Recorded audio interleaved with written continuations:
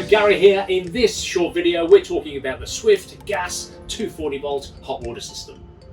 So this hot water system is fitted in the entire Crusader range. Swift products, proudly Australian. We've talked about them before, built to the highest standard.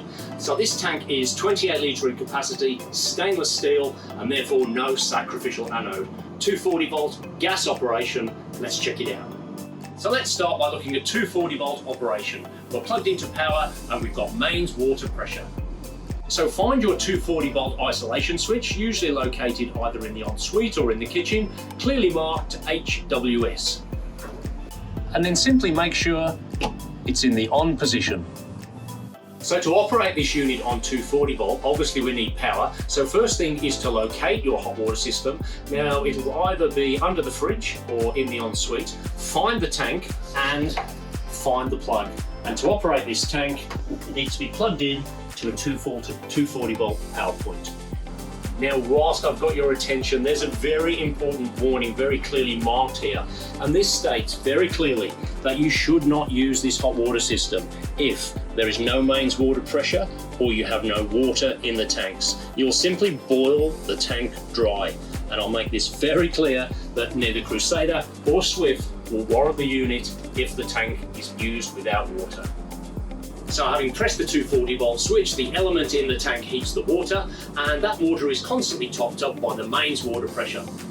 And so now let's talk about a free camp situation or operating the hot water system from gas. And a few things we need to get in place before we can do that. So obviously we need gas in the gas bottles. Those gas bottles need to be turned on.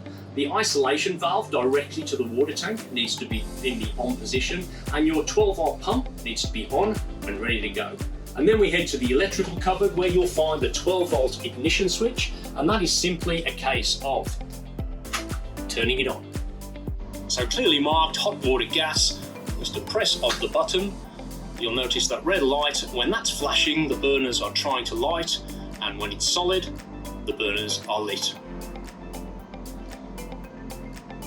Just a quick tip, if you've just arrived and you need a tank of hot water quicker and you have the availability of both 240 volts and gas, you can press both switches and heat that initial tank of water from both power sources. Now obviously we don't recommend that you use gas and 240 volt together continuously, so when that tank's reached temperature, flick one of the switches off and continue using it on either gas or 240 volt.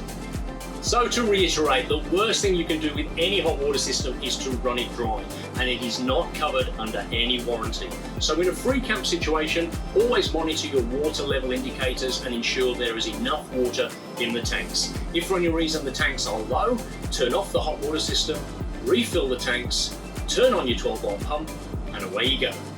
So I hope that gave you some insight into the workings and operation of the Swift hot water system. And as always, if you need any more tips or advice, contact your local Crusader dealer.